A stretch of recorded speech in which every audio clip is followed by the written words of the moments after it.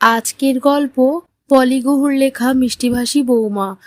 গ্রামের এক একান্নবর্তী পরিবারে বিয়ে হয় সাধনার। আজ থেকে 17 বছর আগের কথা। তখন তার বয়স মাত্র 20 বছর। এক নিম্নবিত্ত বাড়িতে জন্ম হয় সাধনার। তারা 3 বোন। বাবা চাষবাসের কাজ করে। অবস্থা ভালো না হওয়ার জন্য মাধ্যমিক পাশ করার পরে আর পড়া হয়নি তার। তাদের গ্রামের একজন লোকের আনা সম্বন্ধে বিয়ে হয় বিমলের সাথে সাধনার।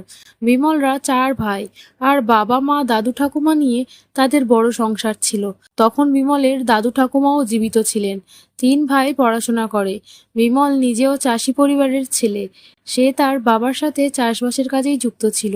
ওই ছোট বয়স থেকেই সংসারের হাল ধরতে হয় সাধনাকে। আজ 10 বছর হলো দাদু ঠাকুমা গত হয়েছেন এবং 2 বছর হলো সাধনার শ্বশুর মশাই গত হয়েছেন। এত ছোট বয়স থেকে সংসারের পুরো দায়িত্ব সামলাতে সামলাতে সাধনার কথাবার্তায় মিষ্টতা একদম চলে গেছে। এখন সাধনার 37 বছর বয়স। এরই মধ্যে তার একটি 15 বছরের কন্যা সন্তান আছে।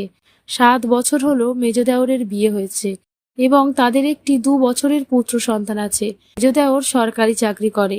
যা সেলি শহরের মেয়ে। তার কথাও খুব মিষ্টি, কিন্তু কাজে খুব অলস।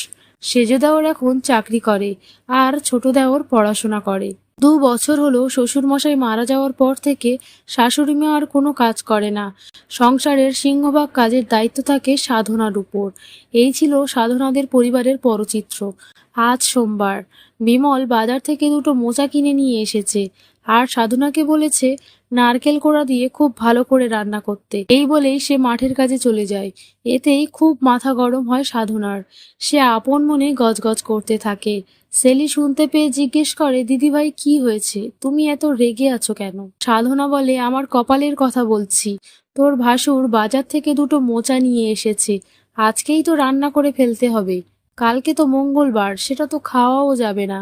এতবার করে বলেছি মোচা আনলে বুধবার আনতে, তাহলে আমি নিজে কেটে কুটে রান্না করতে পারি। এখন মুখ দিয়ে বলে গেছে রান্না করে রাখতে। আজকে আমার শরীরটাও ভালো নেই, কি করে করব, তাই আমার পোড়া কপালের কথা বলছি। মেজাজটা একটু খিটখিটে ছিল সাধনার। সে তখন সেলিকে বলে, তুই তো নবাব নন্দিনী, তোর স্বামীও সরকারি চাকরি করে, বড়লোক বাড়ির মেয়ে, গ্রামে বিয়ে হয়ে এসেছিস, তাও হাতে বড় বড় নখ রাখিস, নেল পলিশ পরিস, মোচা কাটাও জানিস না। কি করব বল, আমাকে কাজে সাহায্য করবে কে? আর শাশুড়ি মতো নিজের সকাল থেকে পান খাবে, আর একটু একটু পরে তুই তার ঘরে ঢুকে তাকে গান শোনাবি, গল্পের বই পড়ে শোনাবি। তাছাড়া শাশুড়ি মা তো তোকে অনেক বেশি ভালোবাসে, কারণ তুই যে একটা পুত্র সন্তানের মা। আর আমাকে তো এমনিতেই পছন্দ করে না এত কাজ করা সত্ত্বেও, কারণ আমি তো আবার মেয়ের মা। আর আমারও হয়েছে জ্বালা। এই দেওরগুলো সব সময় বৌদি এটা করে দাও, ওটা করে দাও, সেটা করে দাও, আর পারি না বাপু তোদের জ্বালায়। তুই যা, শাশুড়ি মাকে কোন গল্প পড়ে শোনাবি শোনা, আমি আমার কপাল নিয়ে যা পারবো তাই করব। সেলি তার যাকে জড়িয়ে ধরে আর বলে, হ্যাঁ দিদি, সত্যি আমি অনেক কাজ জানি না, তবে এবার থেকে শিখে নেব। আর মিষ্টি কথায় কিভাবে চিড়ে ভেজাতে হয় আজকে তুমি সেটাই দেখো। তুমি আমার পিছন পিছন চলে এসো শাশুড়িমার ঘরের সামনে, আড়াল থেকে দেখবে আমি কি করি। অজ্ঞতা সাধনা তাই করে। সেলি বাইরে থেকে বলে, মা ভিতরে আসবো? শাশুড়িমা বলে, বৌমা আজকে গৃহদাহ গল্পের বাদবাকিটা পড়ে শোনাবে। সেলি বলে, ঠিক আছে মা, তার আগে আপনার কাছে আমার অনেক কিছু জানার আছে, পরে গল্পটা পড়ে শোনাবো। শাশুড়িমা বলে, কি জানতে চাও বলো? সেলি, মা আপনি মোচা কাটতে জানেন?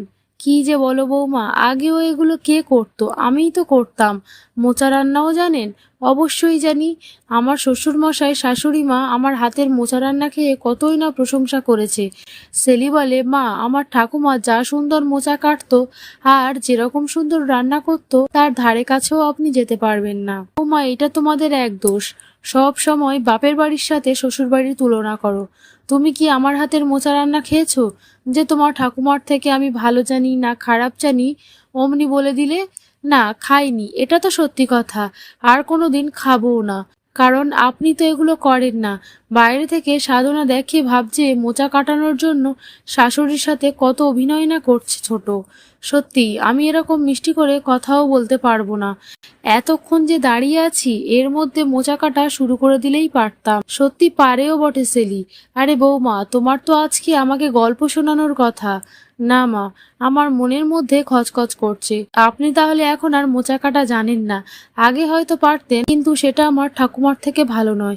সে আপনি রাগ করুন আর যাই করুন। ঠিক আছে বৌমা, বড় খোকা এর পরে যেদিন মোচা আনবে সেদিন আমি কাটবো। তুমি দেখো আমি কাটতে পারি কিনা। আর রান্নাটাও সেদিন আমিই করব। তাই মা? তাহলে আজকেই করুন না। বড়দা তো আজকেই দুটো মোচা নিয়ে এসেছে। আমি তাহলে আপনার কাছ থেকে মোচা কাটাটা শিখবো। আর সত্যি কথা বলতে কি, দিদিভাইয়ের মোচা কাটাটাও ভালো হয় না। আর রান্নাটাও কিন্তু অত ভালো হয় না। সাধনা বাইরে থেকে শুনছে আর বলছে, এ কি রে বাবা, এ মেয়ে তো দিনকে রাত আর রাতকে দিন করতে পারে কাজ হাসিল করার জন্য। বাবা, ওই মেয়ের খুরখুরে দণ্ডবধ। না মেজ বৌমা, এটা ঠিক বললে না। বড় বৌমা একা সব কাজ করে সত্যি কথা।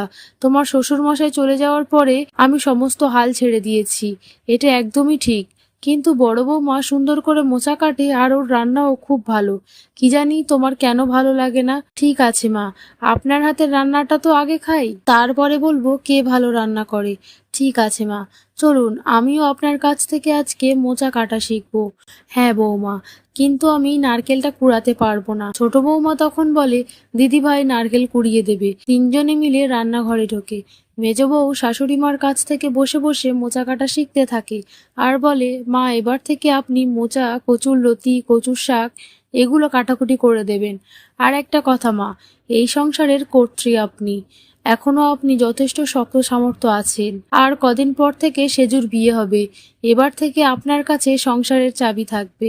আপনি আমাদের তিন বউকে কাজ ভাগ করে দেবেন।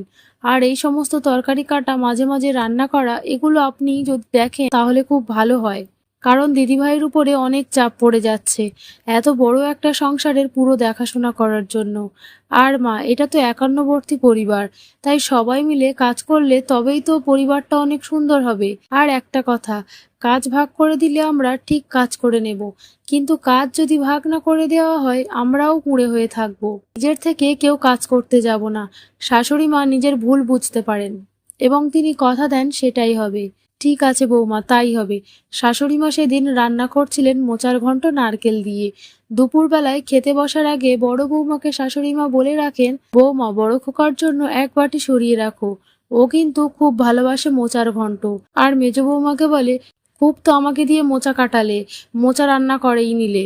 মেজ বৌমা, এবার খেয়ে বলো দেখি কেমন হয়েছে রান্নাটা। মেজ বৌমা বলে, অসাধারণ হয়েছে মা। সত্যি আমার ঠাকুমার থেকে 100 গুণ ভালো রান্না হয়েছে। এরকম রান্না আমি কখনো খাইনি। দিদিভাইয়ের থেকেও ভালো রান্না হয়েছে। শাশুড়ি মা খুব খুশি। পরে এসে বড় যাকে জড়িয়ে ধরে বলে, দিদিভাই, তোমার রান্না এক কথায় অসাধারণ। মায়ের রান্নায় একটু লবণ বেশি হয়ে গেছিল, সেটা মুখের উপরে বললাম না, উনি নিজে খেয়ে ঠিকই বুঝবেন। আর আমার ঠাকুমাকে আমি চোখেই দেখিনি, তার মোচা রান্না কেমন করতো খায়ও নি, জানিও না। এটা শাশুড়ি মার কাছ থেকে টোপ দিয়েছিলাম এই মোচা রান্না করানোর জন্য। কি বুঝলে দিদিভাই? না রে মেজো, তুই হাতে যেমন নেল পলিশ পরতে পারিস, মুখেও সেরকম মিষ্টি কথা বলতে পারিস, আর মাথায় অনেক বুদ্ধি আছে তোর। আমি একদমই শিশু। অনেক বড় উপকার করলি ভাই। একেই বলে একান্নবর্তী পরিবার। আমার কণ্ঠে গল্পটি যদি আপনাদের ভালো লেগে থাকে তাহলে আমার চ্যানেলটিকে সাবস্ক্রাইব করে পাশে থাকবেন। ধন্যবাদ।